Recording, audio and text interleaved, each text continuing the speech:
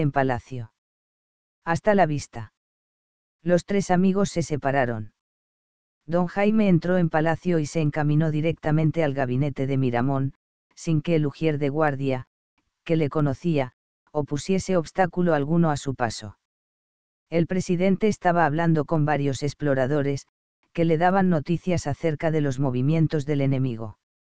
Don Jaime se sentó y aguardó con calma a que el presidente hubiese dado fin a su interrogatorio. Por fin el último explorador terminó su relación y se retiró. ¿Qué hay, mi amigo? ¿Ha visto al embajador?, preguntó Miramón a don Jaime. Sí, mi general, le vi ayer al salir de aquí.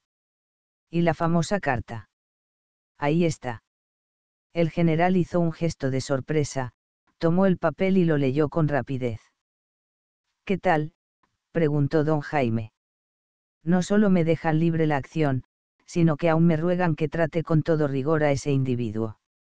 Es maravilloso. Por mi honor le juro que me da más que no me ofrecía.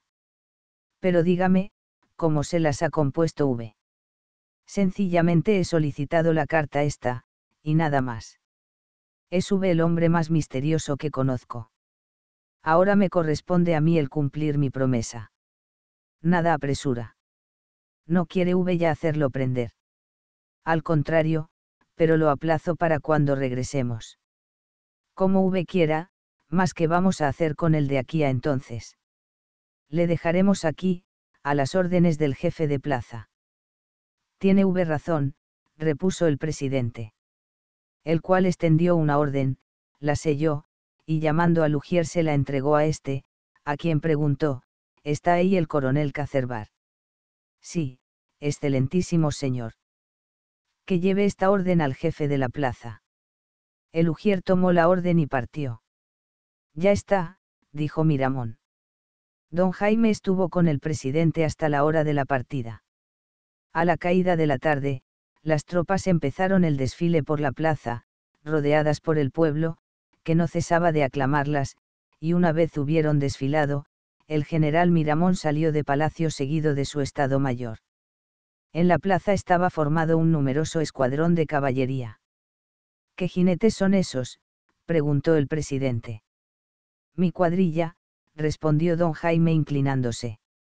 Dichos jinetes, que eran en número de 300, iban envueltos en gruesas capas y llevaban sombreros de anchas alas que solo dejaban en descubierto la parte inferior del rostro, cubierta de barba. En vano el presidente los examinó para descubrir sus facciones. No los conocerá dijo don Jaime en voz baja a Miramón, las barbas que usan son postizas y el traje que ostentan, un disfraz, pero seguro de que no por esto dejarán de portarse como buenos en la batalla. Lo creo, y le doy a las gracias por su ayuda. El presidente y su estado mayor emprendieron la marcha. Don Jaime blandió entonces su espada, y los jinetes evolucionaron, y se colocaron a retaguardia. Al revés de la caballería mexicana, cuya arma predilecta es la lanza, los soldados de don Jaime, llevaban carabina, el sable recto de los cazadores de África franceses y pistolas en las fundas. A medianoche el ejército acampó en medio de la obscuridad, obedeciendo a la orden que de no encender fogata alguna se había circulado. 3 horas después llegó un explorador, que inmediatamente fue conducido a presencia de Miramón. Hola. ¿Eres tú, López?, dijo el presidente conociendo al explorador. Sí, mi general, respondió el interpelado dirigiendo una risueña mirada a don Jaime, que estaba sentado al lado de Miramón y fumaba con indolencia un cigarrillo. ¿Qué novedades ocurren?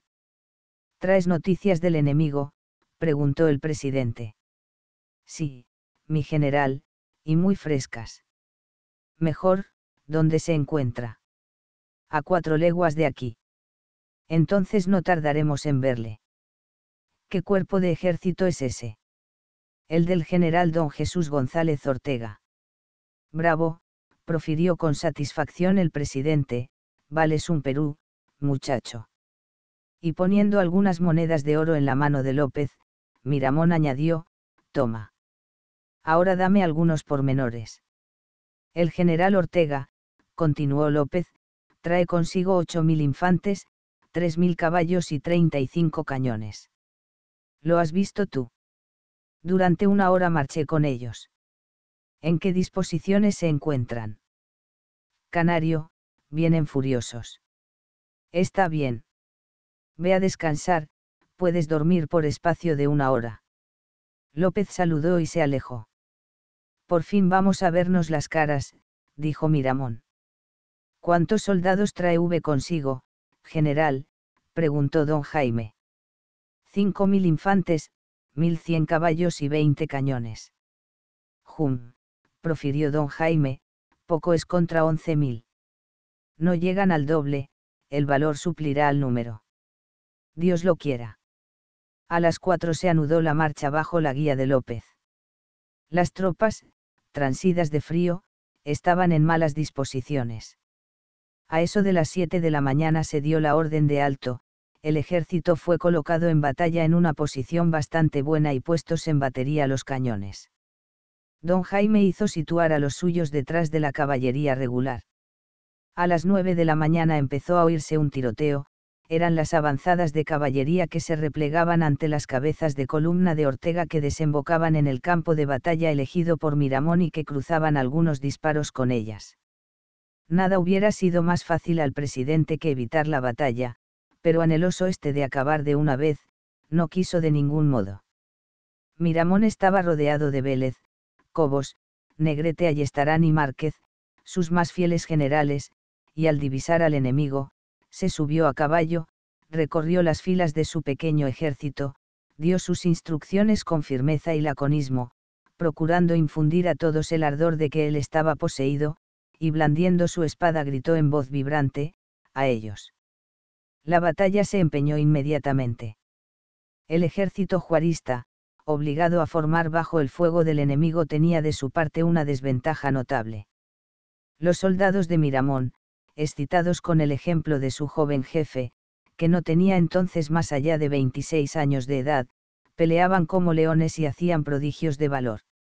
En vano los juaristas se esforzaban en afirmar los pies en las posiciones que habían escogido, una y otra vez eran desalojados de ellas por las vigorosas cargas de sus enemigos. Así es que no obstante su superioridad numérica, los soldados no avanzaban sino palmo a palmo, para tener que ceder luego el terreno conquistado. Los generales de Miramón, a quienes parecía haber pasado el alma de se multiplicaban, se ponían al frente de sus tropas, las arrastraban en pos y con ellas se metían en lo más recio de la refriega. Un esfuerzo más, y Ortega se veía obligado a pronunciarse en retirada. Miramón, con su mirada certera, juzgó la situación inmediatamente. Había llegado el momento de lanzar la caballería sobre el centro de los juaristas a fin de romperlo con una carga decisiva. Adelante, gritó el presidente. La caballería vaciló. Miramón repitió la orden. Los jinetes avanzaron, pero en vez de cargar, la mitad de ellos se pasó al enemigo para precipitarse luego lanza en ristre sobre la otra mitad que había permanecido fiel. Desmoralizados por esta súbita deserción, los jinetes no pasados al campo juarista volvieron grupas y se dispersaron en todas direcciones. La infantería, al verse tan traidoramente abandonada, perdió sus bríos, y por sus filas corrió la voz de traición. Traición. Sálvese quien pueda. Inútiles fueron los esfuerzos de los oficiales para obligar a los soldados a que atacasen al enemigo, estaban ya desmoralizados y no pensaron sino en desbandarse. El ejército de Miramón había desaparecido, y Ortega quedado vencedor una vez más, si bien gracias a una traición indigna llevada a cabo en el momento mismo en que para él estaba perdida la batalla. Hemos dicho que don Jaime había tomado con su cuadrilla posición detrás de la caballería del presidente. Como 300 hombres pudiesen haber cambiado la faz de la batalla, es indudable que aquellos bravos jinetes habrían hecho tal prodigio, aun en el instante mismo de la derrota combatían con sin igual encarnizamiento contra la caballería juarista lanzada en persecución de los fugitivos. Al prolongar la lucha don Jaime obedecía a un propósito.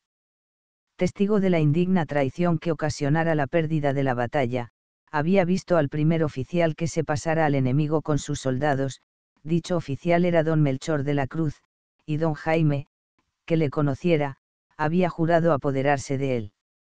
La cuadrilla del aventurero no la componían jinetes vulgares, como lo habían probado ya y debían probarlo nuevamente. En pocas palabras don Jaime hizo comprender su intento a los suyos, los cuales profirieron gritos de rabia y atacaron resueltamente al enemigo, trabándose con tal motivo una lucha titánica de 300 hombres contra 3000. La cuadrilla desapareció por completo como si hubiese sido engullida por aquella formidable mole de adversarios. Luego los juaristas empezaron a oscilar, se abrieron sus filas, y por el boquete que dejaron pasó la cuadrilla llevando consigo y prisionero a don Melchor. Al presidente. Al presidente, gritó don Jaime echando a escape seguido de todos sus parciales hacia Miramón que en vano trataba de reunir algunos destacamentos. Los generales del presidente, todos amigos suyos, fieles al juramento que prestaran de morir con él, no le habían abandonado. La cuadrilla dio una última carga para librar al presidente. El cual, después de haber dirigido una mirada de desconsuelo al campo de batalla, se decidió por fin a escuchar a sus amigos y a emprender la retirada. De todo su ejército, apenas si al infortunado general le quedaban 1000 hombres, los demás estaban muertos, o se habían dispersado o pasado al enemigo. Los primeros momentos de la retirada fueron terribles, a Miramón le ahogaba la pesadumbre, causada, no por su derrota, que ésta la había previsto, sino por la infame traición de que fuera víctima. Cuando estuvieron bastante lejos para no temer ser alcanzados por el enemigo, el presidente ordenó hacer alto para dar algún descanso a los caballos, y arrimado a un árbol, con los brazos cruzados encima del pecho y la cabeza caída, guardó un silencio lúgubre, que sus generales, inmóviles a su alrededor, no se atrevían a interrumpir. De Jaime avanzó, y deteniéndose a 2 pasos del presidente, le dijo: «General». Al timbre de aquella voz amiga, Miramón levantó la cabeza y tendiendo la mano al aventurero, murmuró: «Es V. Ah. ¿Por qué me obstiné en no escuchar su consejo?» «Lo hecho está, general», repuso don Jaime, «no hay que hablar más de ello, pero antes de abandonar este sitio, tiene V que cumplir un deber, hacer un castigo ejemplar». «¿Qué quiere V decir?», preguntó Miramón con extrañeza. Los otros generales que se habían acercado estaban no menos sorprendidos que su jefe. «¿Sabe V por qué fuimos vencidos?», preguntó el aventurero. «¿Por qué nos traicionaron?». «Pero V conoce al traidor». «No», respondió Miramón con resentimiento. «Pues yo sí le conozco, pues me encontraba no lejos de él cuando llevó a cabo su infame proyecto, vigilándole, porque tiempo hacía que me inspiraba sospechas. ¿Qué me importa si no podemos ya apoderarnos de él?». «Se equivoca V, general», repuso de Jaime, «se lo traigo a V, fui a buscarle en medio de sus nuevos compañeros, como hubiera ido hasta el infierno para cogerlo». Al escuchar tales palabras, los jefes y soldados experimentaron un estremecimiento de gozo. «Vive Dios», exclamó Cobos, «ese miserable merece ser descuartizado». «Conduzcan acá a ese hombre y se le juzgará», dijo Miramón con tristeza, «pues nada más penoso para él que verse obligado a emplear medidas rigurosas». «Pronto habremos concluido», profirió el general Negrete, «morirá como traidor, fusilado por la espalda. No se requiere sino probar su identidad y luego hacerle ejecutar», añadió Cobos. A una señal de Jaime, 2 soldados condujeron a de Melchor, atado codo con codo. El hermano de doña Dolores de la Cruz, estaba pálido y descompuesto y llevaba el traje desgarrado y manchado de sangre y lodo. Los oficiales se habían constituido en consejo de guerra bajo la presidencia del general Cobos. «¿Cómo se llama V?», preguntó este al reo. «De Melchor de la Cruz», respondió en voz sorda el joven. «Confiesa V haberse pasado al enemigo junto con los soldados que estaban a sus órdenes». De Melchor no respondió, pero se estremeció de pies a cabeza. «Al tribunal le cabe el convencimiento de que este hombre es un traidor», dijo Cobos, «¿qué castigo merece?». «El de los traidores», respondieron unánimemente los oficiales. Que le fusilen, dijo el general Cobos. El reo fue conducido ante el frente de banderas y puesto de rodillas, y tras él y a 6 pasos 10 cabos formaron pelotón. Luego Cobos se acercó al que iban a ejecutar, y le dijo: cobarde y traidor, eres indigno de la jerarquía a que te habían elevado, por lo tanto, en nombre de todos nuestros compañeros te declaro degradado y expulso de entre la gente de honor. Un soldado arrancó entonces a de Melchor las insignias de su grado y con ellas le cruzó el rostro. A este insulto, el joven lanzó un rugido de tigre, tendió en torno de sí una mirada despavorida e hizo un movimiento para levantarse. ¡Fuego!, gritó el general Cobos. Resonó una descarga, el reo dio una horrible voz de agonía y cayó boca abajo, revolcándose entre terribles convulsiones. Remátenle, dijo el presidente movido a compasión. No, repuso Cobos con aspereza, que muera como un perro, cuanto más padezca más completa será nuestra venganza. Miramón hizo un gesto de disgusto y ordenó que tocasen botasillas. Los fugitivos anudaron la marcha. Solo 2 hombres habían permanecido cerca del infeliz, contemplándole cómo se retorcía a sus pies en medio de los más atroces padecimientos, el general Cobos y de Jaime. El cual se inclinó hasta el moribundo, le levantó la cabeza y obligándole a fijar en él su vidriosa mirada, le dijo en voz sorda: parricida, traidor hacia tu patria y hacia tus hermanos, estos son los que hoy se vengan, muere como quien eres y llévese tu alma el diablo, tu cuerpo, privado de sepultura, será pasto de las fieras. Misericordia, exclamó el desdichado cayendo de espaldas, misericordia. Una postrer convulsión sacudió el cuerpo del joven, sus crispadas facciones cobraron un aspecto horrible, lanzó un rugido y quedó inmóvil. De Jaime le empujó con el pie, estaba muerto. Uno, murmuró el aventurero subiéndose otra vez a caballo. ¿Qué dice V? Preguntó Cobos. Nada, estaba echando una cuenta, respondió de Jaime riéndose con zumba. XX cara a cara. Cuando Miramón llegó a México, era ya pública la noticia de su derrota.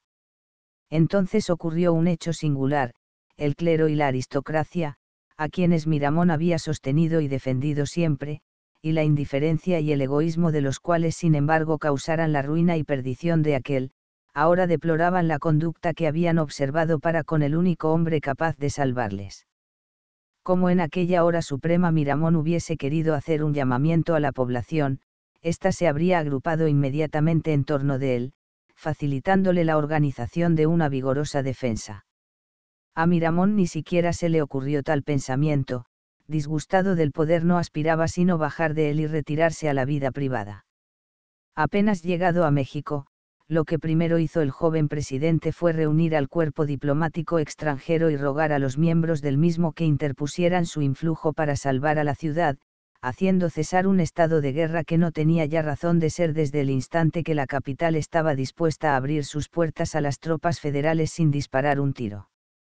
Sin pérdida de tiempo fue a entrevistarse con el general Ortega, para alcanzar una capitulación honrosa, una comisión compuesta de los representantes de Francia y España, del general Berriozábal el prisionero de Toluca, y del general Ayestarán, amigo particular de Miramón.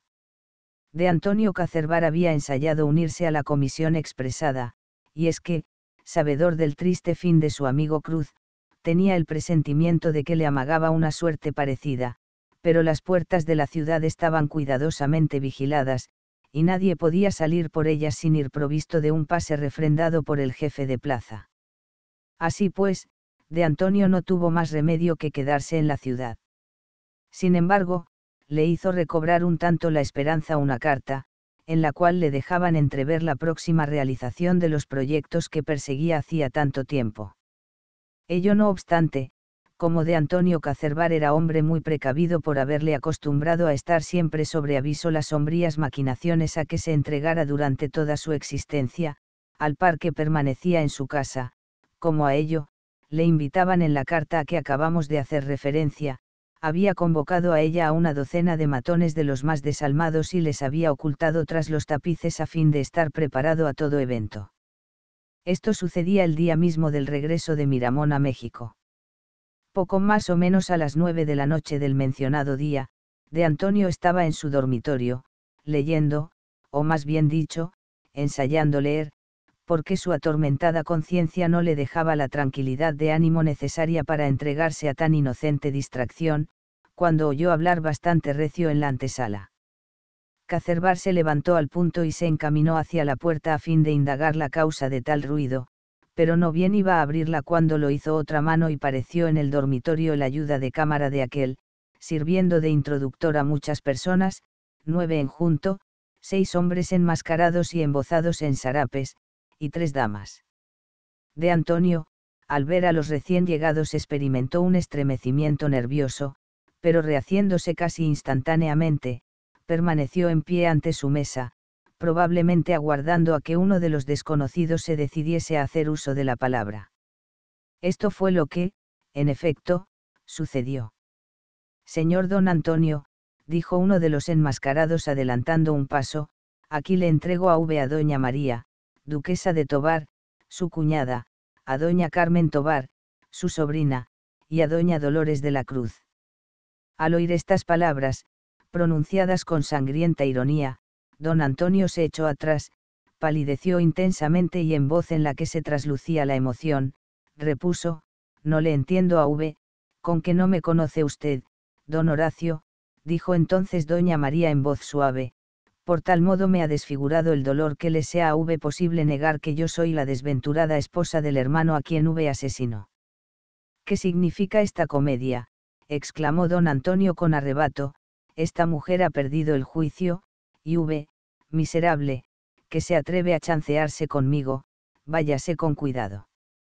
Aquel a quien iban dirigidas estas palabras contestó con una sonrisa de desprecio, y levantando la voz, dijo, ¿quiere testigos de lo que va a pasar aquí, caballero? ¿Le parece que todavía no somos bastantes para oír lo que va a decirse aquí? Perfectamente, salgan de sus escondites, señores, y caballeros, acérquense.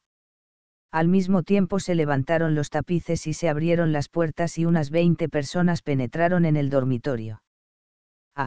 Ha llamado testigos, profirió don Antonio con acento zumbón, pues bien, caiga sobre su cabeza de la sangre que aquí va a derramarse. Y volviéndose hacia los hombres que tras él permanecían inmóviles, les dijo en voz de trueno, al mismo tiempo que se apoderaba de 2 revólveres de 6 tiros que estaban sobre una mesa situada al alcance de su mano. Maten como perros a esos canallas. Pero nadie se movió. Quítense todos las máscaras, dijo el personaje que hasta entonces había hablado, ya son inútiles, a ese hombre debemos hablarle a rostro descubierto. Y arrojando la carátula que le cubría el semblante, sus compañeros le imitaron. El lector los ha conocido ya, eran don Jaime, Domingo, el conde del Saulay, León Carral, don Diego y el ranchero Loic. Ahora, señor, dijo don Jaime, despójese de su nombre postizo como nosotros nos hemos despojado de nuestras máscaras. Me conoce usted, soy don Jaime de Vivar, el hermano de su cuñada, 22 años hace le sigo a paso a paso, señor don Horacio de Tovar, espiando todos los de y buscando la venganza que Dios me concede al fin, grande y cabal como yo la soñara.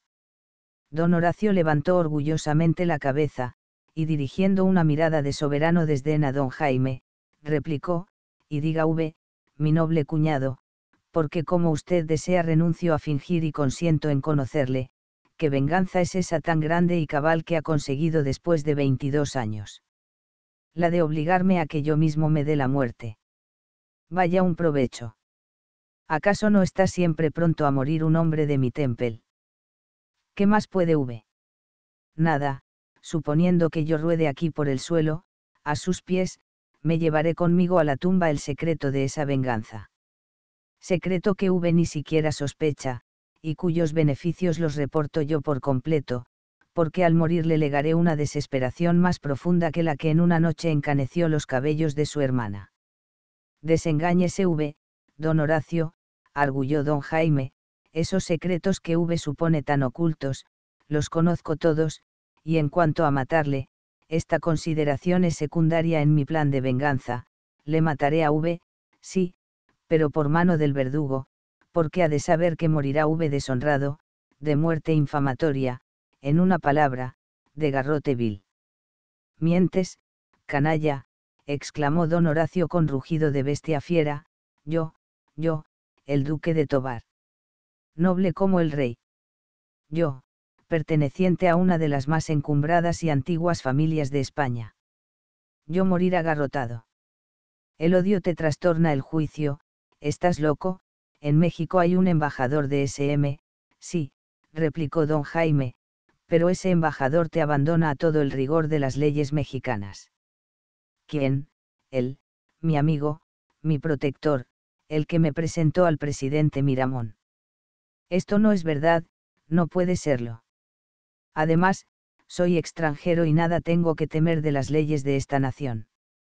Sí, un extranjero que en México se ha puesto al servicio de un gobierno para venderlo en provecho de otro, la carta que con tanta instancia pedías al coronel don Felipe y que éste no quiso vendértela, me la dio a mí de balde, y las para ti tan comprometedoras cartas que te robaron en Puebla, gracias a don Esteban, a quien no conoces a pesar de ser primo tuyo, en este instante las tiene Juárez. Ya ves pues que por este lado estás irremisiblemente perdido. Por último, tu más precioso secreto, el secreto que tan bien guardado crees, también lo poseo yo, conozco la existencia del hermano gemelo de doña Carmen, y además sé dónde está y si quiero puedo hacerle parecer de improviso a tu presencia.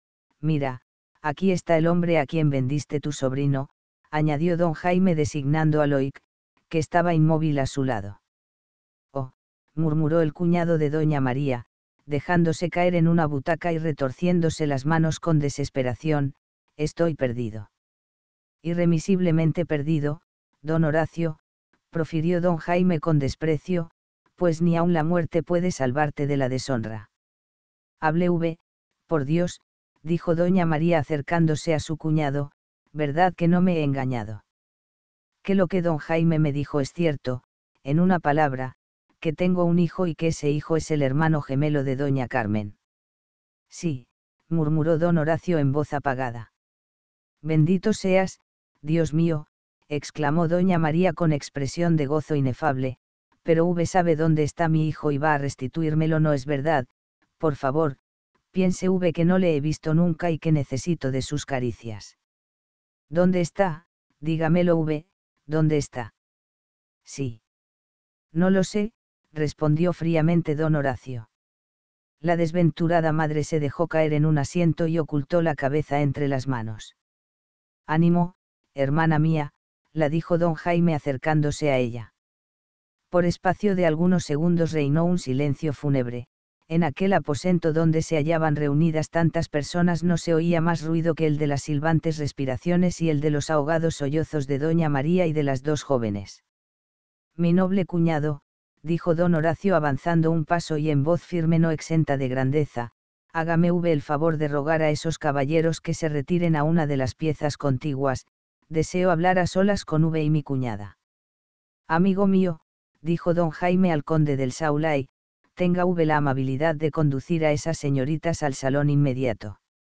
El conde ofreció la mano a las jóvenes y salió sin proferir palabra, seguido de todos los circunstantes, que a una señal de don Jaime se retiraron silenciosamente. Únicamente se quedó Domingo, el cual, fijando una mirada de fuego en don Horacio, dijo, como ignoro lo que va a pasar aquí y temo una asechanza, no salgo hasta que expresamente me lo mande don Jaime, pues mi deber es defenderle, hijo adoptivo suyo soy y él es quien me ha educado. Puede quedarse, señor, profirió don Horacio sonriendo con tristeza, casi pertenece usted a nuestra familia. Cuñado, dijo entonces don Jaime, el hijo que arrebató a mi hermana, el heredero de los duques de Tovar a quien creía perdido, yo lo salvé. Domingo, abraza a tu madre, María, este es tu hijo. Madre mía, exclamó el joven arrojándose en brazos de la hermana de don Jaime, madre mía. Hijo mío, murmuró doña María en voz desfallecida y cayendo sin sentido en brazos del hijo a quien acababa de encontrar. Fuerte contra el dolor, como todas las naturalezas privilegiadas, el gozo la había vencido. Domingo levantó a su madre en sus robustos brazos y la colocó en una silla larga, luego, con el ceño fruncido, los ojos preñados de ira y oprimidos los labios, avanzó lentamente hacia don Horacio. El cual, lleno de terror, con la mirada fija y la frente cubierta de palidez, le veía venir, retrocediendo a compás que el joven iba avanzando, hasta que por fin tocó de espaldas en la pared y se vio obligado a detenerse. «Asesino de mi padre. Verdugo de mi madre», exclamó Domingo con acento terrible, «infame y canalla, maldito seas». Ante tal anatema, don Horacio doblegó la cabeza, pero irguiéndose al punto, dijo: «Dios es justo, mi castigo empieza. Yo sabía que mi sobrino vivía, a fuerza de pesquisas había concluido por conocer el paradero de aquel a quien vendí el niño al nacer y que se encubre con el nombre de Loic». «Sí», repuso don Jaime, «y ese Loic a quien la miseria indujera al crimen, arrepentido de su falta me lo devolvió a mí». «Es cierto», dijo don Horacio con acento entrecortado, «ese joven es realmente mi sobrino, tienes las facciones y la voz de mi desventurado hermano». Don Horacio se cubrió el rostro con las manos, pero rehaciéndose luego, continuó: «Hermano mío, posee casi todas las pruebas de los horribles crímenes que he cometido», y acercándose a un mueble y rompiéndolo, sacó de él un mazo de papeles, que entregó a don Jaime, diciéndole: «Aquí tiene las que le faltan». Tal vez inconscientemente había ya penetrado en mi corazón el arrepentimiento. «Tome este es mi testamento, en el nombro a mi sobrino mi heredero universal, fijando sus derechos de una manera indiscutible, pero no debe ser manchado el apellido de Tobar. Por usted, por su sobrino, cuyo apellido es el mío, no ejecute la cruel venganza que ha preparado contra mí, por mi honor, por la honra inmaculada de mis antepasados, le juro que alcanzará satisfacción cumplida de los crímenes que cometí y de la amarga existencia a que he condenado a mi cuñada». Don Jaime y Domingo permanecieron sombríos y silenciosos. «¿Se negarían a escucharme? Por ventura no les movería yo a compasión», exclamó don Horacio con ansiedad. En este momento doña María se levantó de la silla en la que su hijo la colocara, avanzó lenta y automáticamente hacia su cuñado, se interpuso entre su hermano y su hijo, y tendiendo con ademán majestuoso el brazo, dijo en voz impregnada de suavidad inefable: «Hermano de mi marido, la venganza no pertenece sino a Dios. En nombre de aquel a quien tanto amé y al que su crueldad me arrebató, le perdono los atroces tormentos que me ocasionó y los dolores indecibles a que me condenó por espacio de 22 años, con todo y ser yo una mujer desventurada e inocente. Le perdono a sí, y ojalá Dios le mire a con misericordia. Es una santa», profirió don Horacio cayendo de rodillas. «No merezco perdón, lo sé, pero en cuanto dependa de mí y haciendo sacrificio de mi vida, procuraré rescatar los crímenes que cometí». En pronunciando estas palabras, don Horacio se levantó e hizo ademán de querer besar la mano a doña María, pero ésta retrocedió con gesto de horror. «Es justo», murmuró con acento triste el despreciado, «soy indigno de tocarla a no», repuso doña María, «desde el instante que el arrepentimiento entró en su corazón, no lo es Y tendiendo la dama la mano y volviendo el rostro, don Horacio imprimió en ella un respetuoso beso. «Solo van a ser implacables», dijo luego con tristeza y dirigiéndose a don Jaime y a Domingo, que permanecían inmóviles. «Ya no nos queda el derecho de castigar», respondió en voz sorda el aventurero. Domingo bajó la cabeza guardando un silencio huraño, al ver lo cual doña María se le acercó y le asió suavemente el brazo. «¿Qué quiere madre?», preguntó el joven estremeciéndose. «Yo perdoné a ese hombre», le respondió la buena mujer en voz dulce como una súplica. «Madre», repuso Domingo con acento de odio implacable, «al maldecir yo a ese hombre, mi padre habló por mi boca, y desde el fondo de la ensangrentada tumba donde le tendió ese infame, me dictó la maldición, que quedará impresa en él como estigma indeleble. Ah. Dios va a preguntar a ese asesino lo que al primer fratricida, Caín, ¿qué has hecho de tu hermano Abel? Al oír estas palabras, pronunciadas con acento terrible, don Horacio cayó desplomado al suelo. Don Jaime y doña María se habían alejado de él con horror. Por espacio de largos minutos permaneció don Horacio tendido en el suelo, sin que los circunstantes hiciesen movimiento alguno para socorrerle. Sin embargo, doña María, dando rienda a los impulsos caritativos de su corazón, hizo por fin un movimiento como para acercarse a su cuñado. Deténgase madre, le dijo el joven, no toque a ese infame, su contacto la mancharía. Le perdoné, repuso en voz débil la dama. Don Horacio, que poco a poco había ido recobrando los sentidos, se levantó lentamente, con las facciones espantosamente contraídas y llevando impresa en ellas una resolución singular.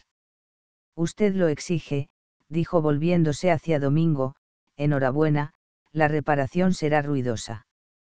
Y registrando el cajón de una papelera cuya cerradura había abierto valiéndose de una llave que pendiente de una cadenita de oro llevaba al cuello, don Horacio tomó algo que nadie pudo ver, volvió a cerrar el cajón, se encaminó con paso firme hacia la puerta, la abrió de par en par y dijo en voz estridente, entren ese punto, caballeros.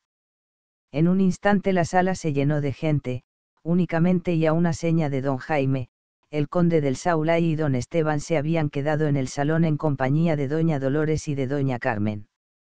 Don Jaime se acercó entonces a su hermana, y ofreciéndole el brazo, dijo, venga María, esta escena la está matando, ahora que perdonó a ese hombre, debe no permanecer aquí por más tiempo.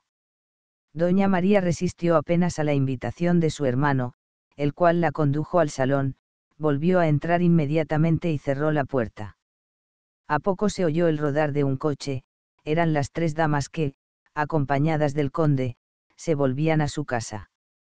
Casi a compás resonó choque de armas en el salón. ¿Qué es eso?, preguntó don Horacio con gesto de inquietud. Se oyó el ruido de pasos de mucha gente, la puerta se abrió de par en par y con estrépito y en el umbral de ella aparecieron multitud de soldados a cuyo frente iba el gobernador de la ciudad, el alcalde mayor y muchos corchetes. En nombre de la ley, dijo el gobernador en voz lacónica, es mi prisionero, don Antonio Cacerbar, corchetes, apodérense de este hombre. Don Antonio Cacerbar ha dejado de existir, dijo don Jaime interponiéndose con viveza entre los agentes de policía y su cuñado. Gracias, profirió este, gracias por haber salvado la limpieza de mi apellido. Y volviéndose a los recién llegados, y señalando a Domingo, que permanecía inmóvil, añadió en voz levantada, señores, aquí tienen al duque de Tobar, yo soy un gran culpado, suplicad a Dios que me perdone. Ea, corchetes, exclamó el gobernador, apodérense de este hombre. Vengan por mí, dijo don Horacio llevándose prestamente la mano a la boca. De improviso el cuñado de doña María palideció, se tambaleó como un borracho y dio consigo en tierra sin proferir un ay. Estaba muerto. Don Horacio se había envenenado. Señores, dijo entonces don Jaime al gobernador y al alcalde mayor, su cometido de ustedes termina ante la muerte del culpado, desde este instante el cadáver de este pertenece a su familia. Háganme el favor de retirarse. Dios perdone a ese desdichado su último crimen, profirió el gobernador, nada nos queda ya que hacer aquí. Y después de haber saludado ceremoniosamente, el gobernador se salió de la sala y de la casa acompañado de su séquito. Señores, dijo entonces don Jaime en voz triste y dirigiéndose a los circunstantes, aterrorizados ante el desenlace singular y rápido de aquella escena, roguemos por el alma de ese gran culpado. Todos se arrodillaron, excepto Domingo, que permaneció en pie, sombrío y con los ojos ardientemente fijos en el cadáver. Domingo, le dijo suavemente su tío, llevas tu odio más allá de la tumba. Sí, exclamó el joven con acento terrible, sí. Maldito sea por los siglos de los siglos. Los circunstantes se levantaron con espanto, Aquel anatema fulminante había helado la oración en sus labios. XX y epílogo. El hacha interim, los acontecimientos políticos se desenvolvían con rapidez fatal. La diputación enviada a conferenciar con el general Ortega había regresado a México sin haber conseguido capitulación alguna, y la situación se hacía más crítica por momentos. En semejantes circunstancias el general Miramón dio pruebas de una abnegación suma, no queriendo comprometer más a la Ciudad de México, resolvió abandonarla aquella misma noche. Entonces se encaminó a las casas consistoriales y propuso al ayuntamiento que nombrase un presidente o un alcalde interino que por sus relaciones anteriores con el partido victorioso estuviese en estado de salvar la ciudad y de mantener en ella el orden.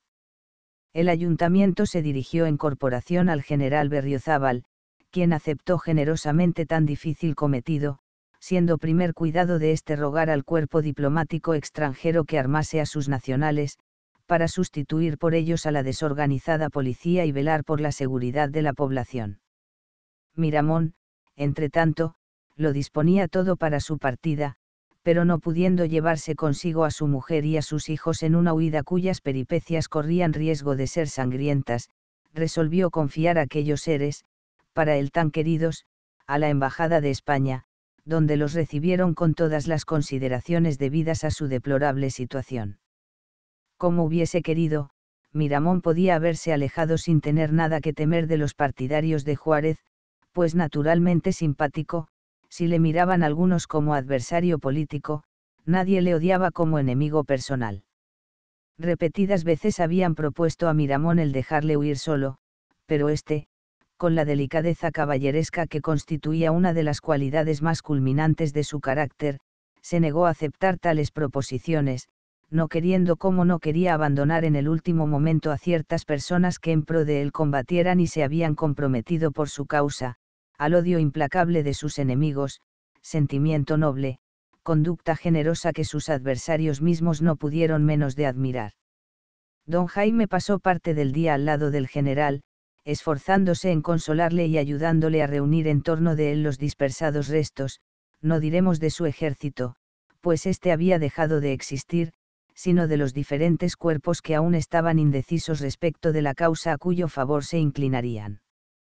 El conde del Saulay y el duque de Tobar, que así llamaremos a Domingo desde este instante, después de haber pasado la noche en compañía de las damas y hablado con ellas de los singulares acontecimientos del precedente día, se habían despedido de ellas, algo inquietos por la prolongada ausencia de don Jaime, a causa de la confusión que en aquellos momentos reinaba en la ciudad, pero no bien acababan de entrar en su casa y se disponían a entregarse al descanso, cuando Raimbaut, el criado del conde, les anunció a López, el cual se presentó poco después armado de punta en blanco.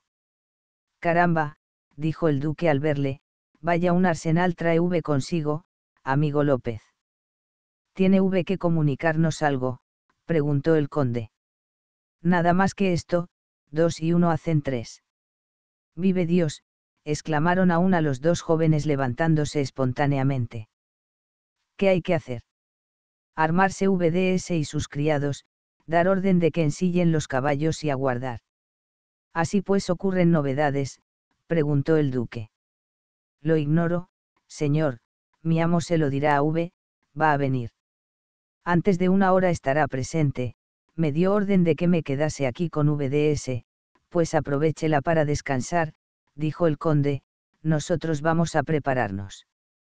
Cuando, a las 11 de la noche, llegó don Jaime, este encontró ya a sus amigos completamente preparados y armados. Partiremos, dijo don Jaime. Cuando quiera, profirió Luis del Saulay. ¿Vamos lejos?, preguntó el duque. Me parece que no, respondió don Jaime, pero tal vez tengan que hablar las armas. Mejor, dijeron los dos jóvenes.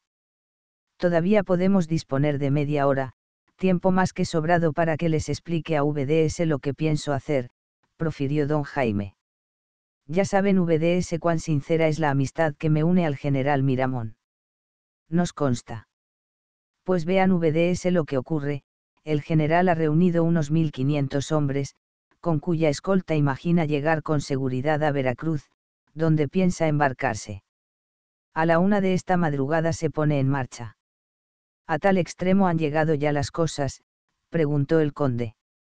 Todo ha concluido, respondió don Jaime, México se ha rendido a los juaristas. En fin, que se arreglen como puedan, esto no nos atañe. Hasta ahora, dijo el duque, no veo qué papel nos toca desempeñar en este drama. Voy a decírselo a VDS. Repuso don Jaime. Miramón cree poder contar con los 1500 hombres que componen su escolta, pero yo estoy persuadido de lo contrario. Los soldados le quieren, es cierto, pero detestan a ciertos personajes que parten con él, y como me consta que se han hecho proposiciones a las tropas para que éstas los entreguen, temo que se dejen convencer y que por la misma causa Miramón caiga prisionero. ¿Qué es lo que probablemente sucederá?, dijo el conde moviendo la cabeza. Pues ahí lo que yo quiero evitar, dijo don Jaime con energía, y para ello cuento con ustedes. Hace bien, profirió Luis. No podía elegir con más acierto, añadió el duque. Perfectamente, continuó don Jaime, de este modo VDS. Yo, López, León Carral y los 2 criados formamos un efectivo de 7 hombres decididos, con quienes será menester contar en el caso de que las circunstancias se presenten desfavorables. Además, la calidad de extranjeros que les ampara a VDS y el cuidado que han puesto en vivir retirados, nos permitirán coronar nuestra obra, ocultando al general en esta casa. ¿Dónde estará en completa seguridad?, dijo el conde. Por otra parte, cuanto acabo de manifestarles a VDS es todavía muy inseguro, las circunstancias no servirán de guía. Tal vez la escolta permanezca fiel al general, entonces, como nuestro concurso no le servirá de nada, nos retiraremos después de haberle acompañado hasta bastante distancia de la ciudad. A la buena de Dios, dijo Luis del Saulay, Miramón asume algo de grande y caballeresco que me ha seducido, y no sentiría que se me presentara coyuntura de serle útil. Ahora que nos hemos puesto de acuerdo, profirió el duque, podríamos partir, ardo en deseos de encontrarme al lado de ese valiente general, pero dígame usted, supongo que ante todo ha vigilado por la seguridad de mi madre. Nada temas, sobrino, respondió don Jaime, a mi ruego el embajador de España ha colocado una guardia de comerciantes de nuestra nación en la misma casa donde ella mora, tu madre, Carmen ni Dolores tienen que temer. Por otra parte Esteban está con ellas, y gracias al aprecio en que a éste le tiene Juárez, basta su sola presencia para protegerlas eficazmente. Entonces adelante, dijeron los jóvenes levantándose, embozándose en sus capas y armándose. Partamos, dijo don Jaime. Los criados, que estaban ya en su sitio, se unieron a sus amos, y juntos se salieron los 7 de la casa, jinetes en sendos caballos, y se encaminaron a la plaza mayor donde se iban reuniendo las tropas. Las casas estaban iluminadas y por las calles circulaba una multitud inmensa, pero en la ciudad reinaba la mayor tranquilidad, gracias a las fuertes patrullas compuestas de franceses, ingleses y españoles que la recorrían en todas direcciones y vigilaban con la más generosa abnegación para el mantenimiento del orden durante el intervalo de anarquía que siempre separa la caída de un gobierno de la instalación del que le sustituye. La plaza mayor estaba muy animada, los soldados fraternizaban con el pueblo, hablando y riendo como si lo que en tal momento pasaba fuese lo más natural del mundo. El general Miramón, rodeado de un grupo bastante numeroso de oficiales que habían permanecido fieles a su causa, o que demasiado comprometidos para esperar que el vencedor les concediese buenas condiciones, preferían acompañarle en su fuga a quedarse en la ciudad, fingía una tranquilidad y un buen humor que estaba muy lejos de sentir, hablaba con notable soltura, defendiendo sin acritud los actos de su gobierno y despidiéndose, sin dirigir reproche ni recriminación, de aquellos que por egoísmo le habían abandonado y ocasionado su caída. Ah, profirió Miramón al divisar a don Jaime y encaminándose hacia él, con que se viene decididamente conmigo. Temí que mudase de consejo. Está muy amable, dijo don Jaime riéndose. No tome a mal mis palabras, repuso el general. La prueba de que le acompaño a V es que le traigo 2 amigos que a toda costa quieren seguirle. Gracias mil, profirió Miramón, dichoso el hombre que al caer de tan alto puede contar con amigos que le suavicen la caída. De esto no puede V quejarse, general, dijo el conde haciendo una profunda reverencia, porque amigos no le faltan. En efecto, murmuró Miramón tendiendo una triste mirada a su alrededor, todavía no me encuentro solo. Por espacio de algún tiempo la conversación continuó rodando sobre este tema, hasta que dio la 1 en el sagrario. Partamos, señores, dijo Miramón levantándose y en voz firme, ha llegado la hora de salir de la ciudad. Que toquen marcha, gritó un oficial. Las cornetas dieron la señal, los soldados se subieron a caballo y formaron filas, y la multitud se refugió en los portales. Luego se restableció la calma como por encanto y sobre aquella plaza inmensa llena de una compacta muchedumbre y materialmente empedrada de cabezas, se cernió un silencio de muerte. Miramón estaba erguido y firme en su caballo, en medio de sus tropas, don Jaime y sus compañeros habían tomado sitio entre el Estado Mayor que rodeaba al general. Después de un momento de perplejidad, el presidente dirigió una triste y postrer mirada al sombrío y silencioso palacio presidencial, en el que no brillaba luz alguna, y luego dio en voz potente la orden de marcha. Las tropas se pusieron en movimiento, y a compás y de todas partes partieron gritos de viva Miramón. Ya me echan de menos, dijo este inclinándose hasta el oído de don Jaime, y eso que aún no he partido. Las tropas atravesaron lentamente la ciudad, seguidas de la multitud, que al rendir este último tributo al presidente caído, parecía como si quisiese demostrarle la estimación en que le tenía personalmente. Por fin a las 2 de la madrugada se encontraron los expedicionarios en Campo Raso, y pronto la ciudad no apareció sino como un punto luminoso en el horizonte. Las tropas marchaban tristes y silenciosas, y buen rato hacía que emprendieran la caminata, cuando prontamente pareció que en las filas reinase una agitación sorda. Alerta, algo se prepara, dijo don Jaime en voz queda a sus amigos. A no tardar la agitación fue en aumento, y en la vanguardia se oyeron algunos gritos. ¿Qué ocurre?, preguntó Miramón. Los soldados se sublevan, le respondió don Jaime sin ambajes. No puede ser, exclamó el general. Al mismo instante reventó una de gritos y silbidos, entre los que sobresalían estas voces: ¡Viva Juárez! El hacha. El hacha.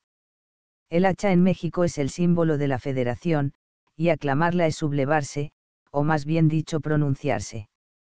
El grito el hacha, recorrió con rapidez todas las filas, hasta hacerse unánime, y pronto llegaron al colmo la confusión y el desorden.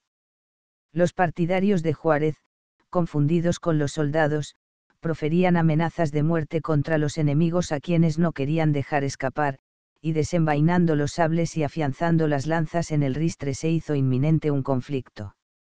Es preciso huir, general, dijo don Jaime a Miramón. Nunca, respondió este, moriré con mis amigos. Va a perecer asesinado sin lograr salvarse, por otra parte, V, ellos mismos le abandonan.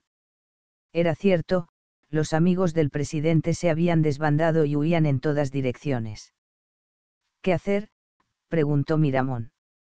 Abrirnos paso, respondió don Jaime. Y sin dar al presidente lugar a la reflexión.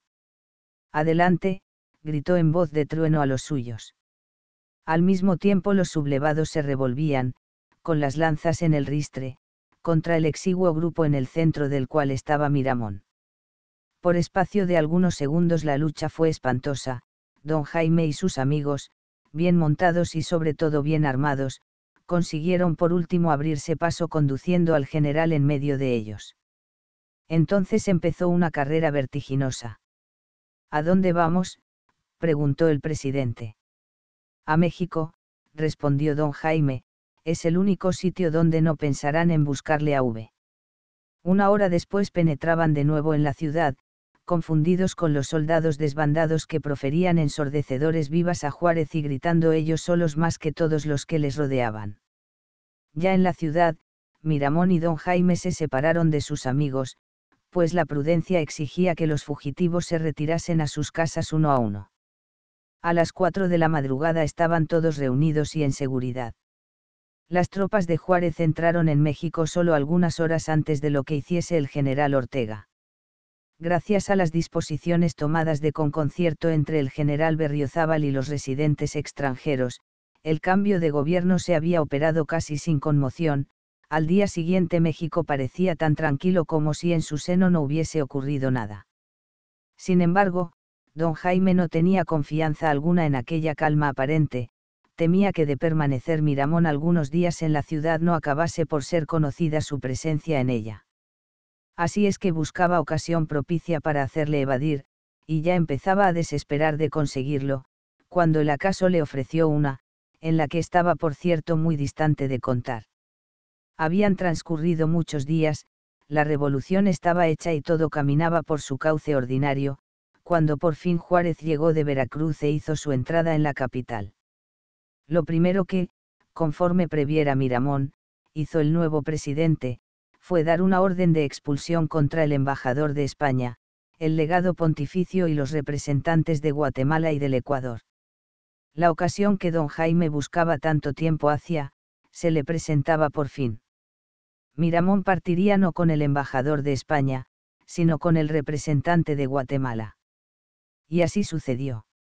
La partida de los diplomáticos expulsados se efectuó el mismo día, eran estos el embajador de España, el legado pontificio, el representante de Guatemala y el del Ecuador, además, el arzobispo de México y 5 obispos mexicanos que componían todo el episcopado de la Confederación y habían sido desterrados, se aprovecharon de la escolta del embajador para abandonar la capital. Miramón, la esposa y los hijos del cual habían partido hacía ya algunos días, seguía, vestido con un disfraz que le hacía de todo punto desconocido, al representante de Guatemala. En cuanto a Luis del Saulay y al duque de Tovar, tomaron el camino de Veracruz escoltando a doña María y a las dos jóvenes. Don Jaime, que no quiso abandonar a su amigo, viajaba con este en compañía de López. Únicamente don Esteban se había quedado en la capital. 2 días después el Velasco de la Marina de Guerra Española, hacía rumbo a La Habana, llevando a bordo todos nuestros personajes. El 15 de enero de 1863 se efectuaron 2 bodas en la hermosa capital de la isla de Cuba, la del conde del Saulay con doña Carmen de Tovar, y la del duque de este título con doña Dolores de la Cruz, siendo testigos el embajador de España en México, el general Miramón, el comandante del Velasco y el ex representante de Guatemala, y oficiante el legado del Papa. Fin traducción de Luis Calvo. Índice tomo segundo. Y complicaciones 2 la sorpresa. 3 los prisioneros. 4 don Diego. V la cena. Vi revelación 7 el vengador. 8 horas de sol. 9 un hombre de bien. X amor 11 sorpresa. 12 la salida. 13 triunfo 14 el palo quemado. 15 saldo de cuentas. 16 resolución suprema. 17 Jesús Domínguez. 18 principio del fin. 19 golpe de gracia. XX cara a cara. XX y epílogo el hacha. END of the Project Gutenberg evoked las noches mexicanas updated editions will replace the previous one, the old editions will be renamed. Creating the works from print editions not protected by US copyright law means that no one owns a United States copyright in these works, so the Foundation, and you, can copy and distribute it in the United States without permission and without paying copyright royalties. Special rules, set forth in the general terms of use part of these license, apply to copying and distributing Project Gutenberg marca registrada Electronic Works to protect the Project Gutenberg marca registrada concept and trademark. Project Gutenberg is a registered trademark, and may not be used if you charge for an ebook, except by following the terms of the trademark license, including paying royalties for use of the Project Gutenberg trademark. If you do not charge anything for copies of this ebook, complying with the trademark license is very easy. You may use this ebook for nearly any purpose such as creation of derivative works, reports, performances and research. Project Gutenberg e-books may be modified and printed and given away. You may do practically anything in the United States with e-books not protected by US copyright law. Redistribution is subject to the trademark license, especially commercial redistribution. Start, full license. The full Project Gutenberg license. Please read this before you distribute or use this work to protect the Project Gutenberg marca registrada mission of promoting the free distribution of electronic works, by using or distributing this work, or any other work associated in any way with the phrase Project Gutenberg. You agree to comply with all the terms of the full Project Gutenberg marca registrada license available with this file or online at www.gutenberg.org/license. Section 1. General Terms of Use and Redistributing Project Gutenberg marca registrada electronic works. 1. By reading or using any part of this Project Gutenberg marca registrada electronic work, you indicate that you have read, understand, agree to and accept all the terms of this license and intellectual property, trademark/copyright, agreement. If you do not agree to abide by all the terms of this agreement, you must cease using and return or destroy all copies of Project Gutenberg marca registrada electronic works in your possession. If you paid a fee for obtaining a copy of or access to a Project Gutenberg marca registrada electronic work and you do not agree to be bound by the terms of this agreement, you may obtain a refund from the person or entity to whom you paid the fee as set forth in paragraph 1.8. 1b. Project Gutenberg is a registered trademark. It may only be used on or associated in any way with an electronic work by people who agree to be bound by the terms of this agreement. There are a few things that you can do with most Project Gutenberg marca registrada electronic works even without complying with the full terms of this agreement. See paragraph 1c below. There are a lot of things you can do with Project Gutenberg marca registrada electronic works if you follow the terms of this agreement and help preserve free future access to Project Gutenberg marca registrada electronic works. See paragraph 1e below. 1.c. The Project Gutenberg Literary Archive Foundation, the Foundation or PLAF, owns a compilation copyright in the collection of Project Gutenberg marca registrada electronic works. Nearly all the individual works in the collection are in the public domain in the United States.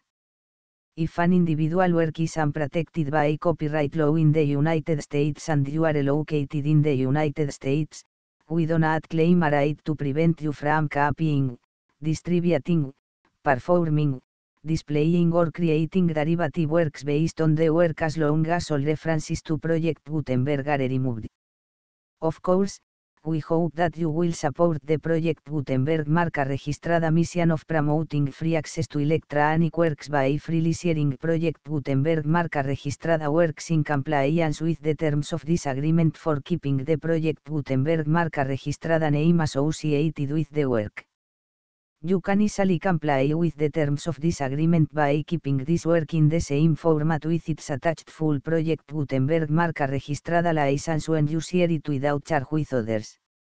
One of the copyright laws of the place where you are located also govern what you can do with this work. Copyright laws in most countries are in a constant state of change.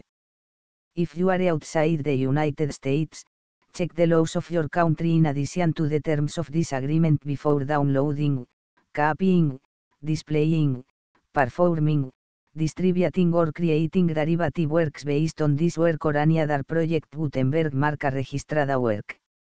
The Foundation makes no representations concerning the copyright status of any work in any country other than the United States.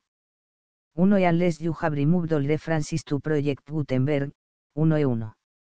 The following sentence, with active links to, or other immediate access to, the full Project Gutenberg marca registrada license must appear permanently whenever any copy of a Project Gutenberg marca registrada work, any work on which the phrase Project Gutenberg appears, or with which the phrase Project Gutenberg is associated, is accessed, displayed, performed, viewed, copied or distributed, This book is for the use of anyone anywhere in the United States and most other parts of the world that no cost and with almost no restrictions whatsoever.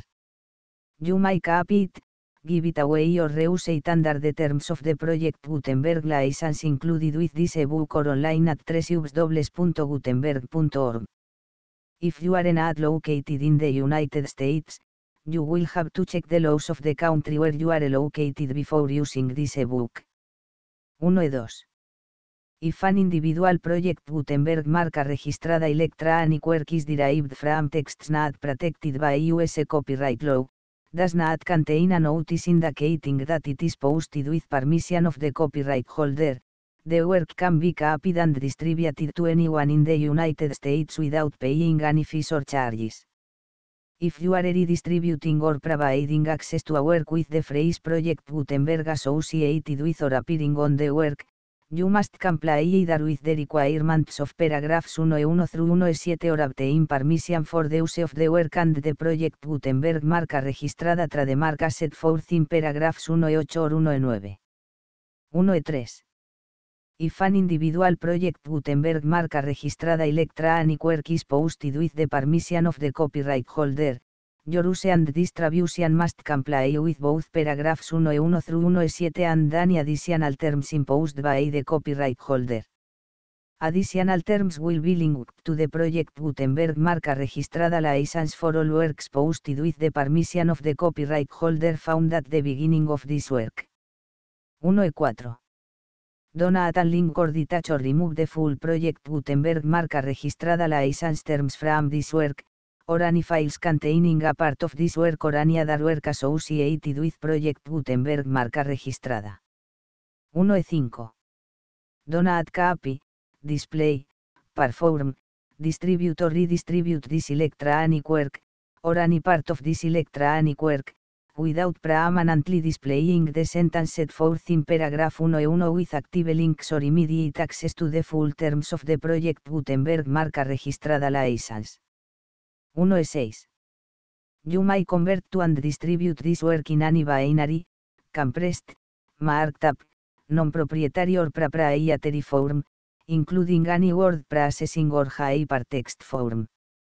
However, if you provide access to or distribute copies of a Project Gutenberg marca registrada work in a format other than plain vanilla SCI or other format used in the official version posted on the official Project Gutenberg marca registrada website, www.gutenberg.org, you must, at no additional cost, fee or expense to the user, provide a copy, a means of exporting a copy, or a means of obtaining a copy upon request, of the work in its original plain vanilla SCI or other form.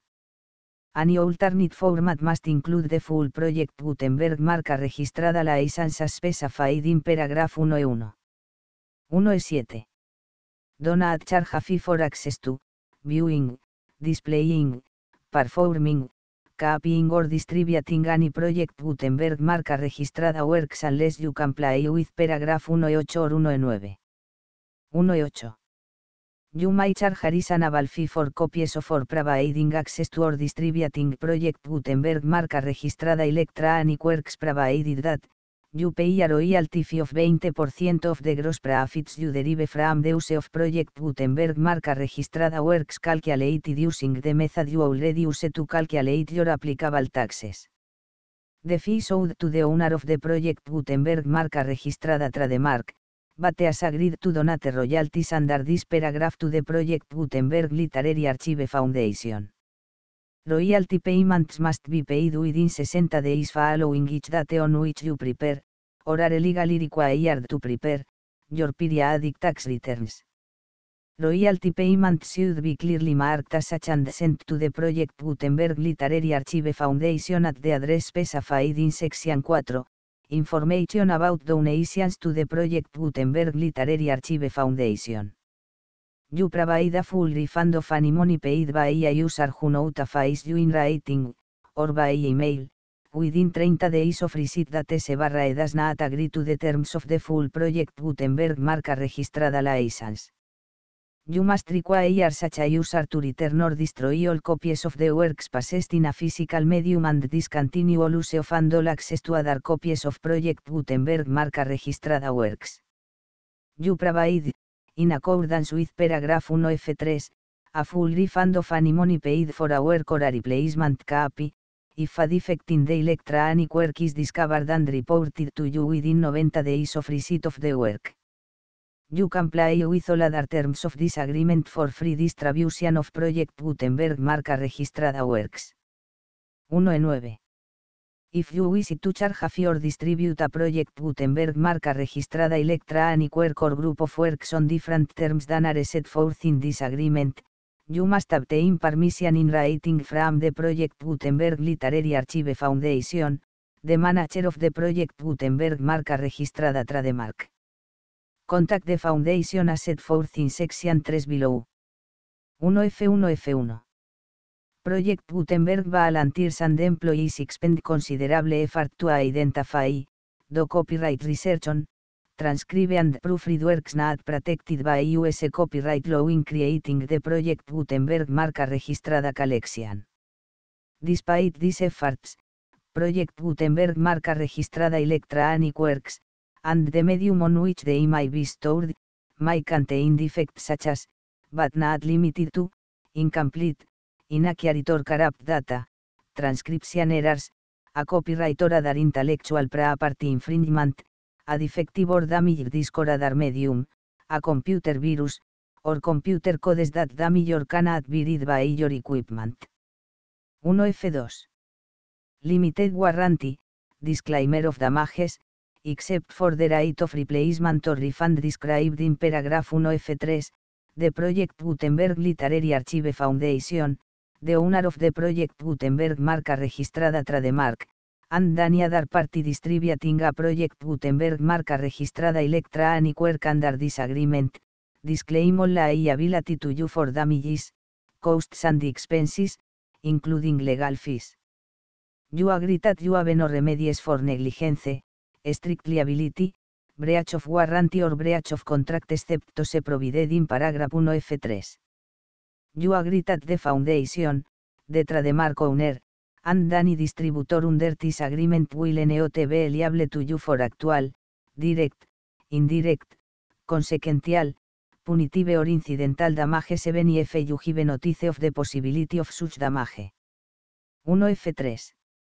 Limited right of replacement or refund, if you discover a defect in this electronic work within 90 days of receiving it, you can receive a refund of the money, if any, you paid for it by sending a written explanation to the person you received the work from.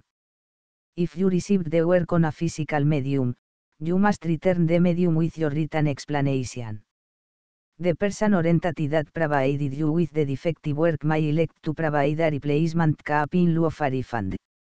If you received the work electronically, the person or entity providing it to you may choose to give you a second opportunity to receive the work electronically in lieu of a refund. If the second copy is also defective, you may demand a refund in writing without further opportunities to fix the problem. 1F4. Except for the limited right of replacement or refund set forth in paragraph 1F3, this work is provided to you as is, with no other warranties of any kind, express or implied, including but not limited to warranties of merchantability or fitness for any purpose. 1F5. Some states do not allow disclaimers of certain implied warranties or the exclusion or limitation of certain types of damages. If any disclaimer or limitation set forth in this agreement violates the law of the state applicable to this agreement, the agreement shall be interpreted to make the maximum disclaimer or limitation permitted by the applicable state law. The invalidity or unenforceability of any provision of this agreement shall not void the remaining provisions. 1F6. Indemnity.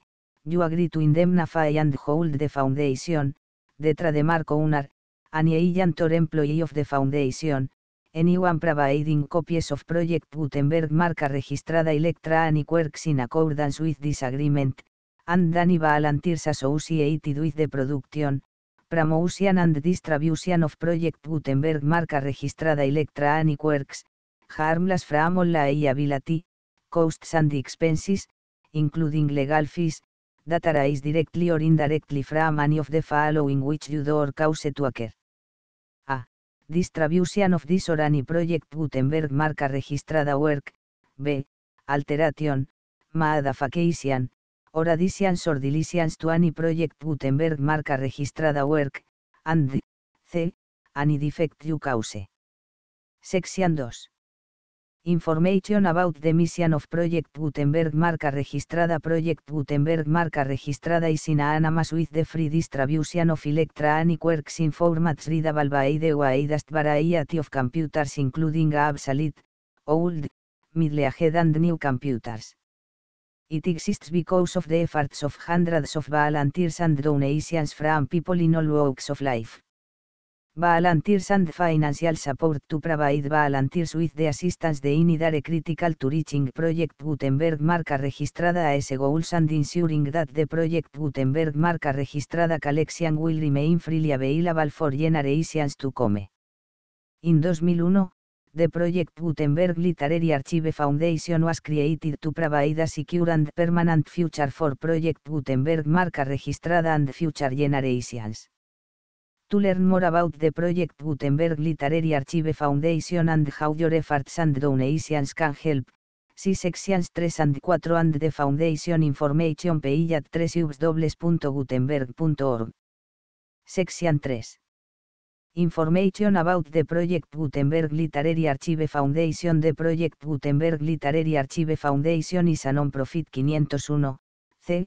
3, educational corporation organized under the laws of the state of Mississippi and granted tax-exempt status by the Internal Revenue Service. The Foundation CIN or Federal Tax Identification Number is 64 a 6.221.541. Contributions to the Project Gutenberg Literary Archive Foundation are tax deductible to the full extent permitted by U.S. federal laws and your state's laws. The Foundation's business office is located at 809 North 1500 West, Salt Lake City, UT 84116, 801, 596 a 1887. Email contact links and up-to-date contact information can be found at the Foundation's website and the official page at www.gutenberg.org/contact section 4. Information about donations to the Project Gutenberg Literary Archive Foundation. Project Gutenberg marca registrada depends upon and cannot survive without widespread public support and donations to carry out its mission of increasing the number of public domain and licensed works that can be freely distributed in machine-readable form accessible by the widest array of equipment including outdated equipment. Many small donations, $1 to $5,000, are particularly important to maintaining tax-exempt status with the IRS. The Foundation is committed to complying with the laws regulating charities and charitable donations in all 50 states of the United States. Compliance requirements are not uniform and it takes a considerable effort, much paperwork and many fees to meet and keep up with these requirements. We do not solicit donations in locations where we have not received written confirmation of compliance. To send donations or determine the status of compliance for any particular state, visit www.gutenberg.org/donate. While we cannot and do not solicit contributions from states where we have not met the solicitation requirements, we know of no prohibition against accepting unsolicited donations from donors in such states who approach us with offers to donate. International donations are gratefully accepted, but we cannot make any statements concerning tax treatment of donations received from outside the United States. US laws allow some for small staff. Please check the Project Gutenberg web pages for current donation methods and addresses. Donations are accepted in a number of other ways including checks, online payments and credit card donations. To donate, please visit www.gutenberg.org/donate. Section 5. General Information about Project Gutenberg marca registrada Electronic Works Professor Michael S. Hart was the originator of the Project Gutenberg marca registrada concept of a library of electronic works that could be freely shared with anyone. For 40 years, a produced and distributed Project Gutenberg marca registrada a box with only a loose network of volunteer support. Project Gutenberg marca registrada a box are often created from several printed editions, all of which are confirmed as not protected by copyright in the USA unless a copyright notice is included. Thus, we do not necessarily keep a box in compliance with any particular paper edition. Most people start at our website which has the main page search facility, www.gutenberg.org. This website includes information about Project Gutenberg marca registrada, including how to make donations to the Project Gutenberg Literary Archive Foundation, how to help produce our new ebooks, and how to subscribe to our email newsletter to hear about new ebooks.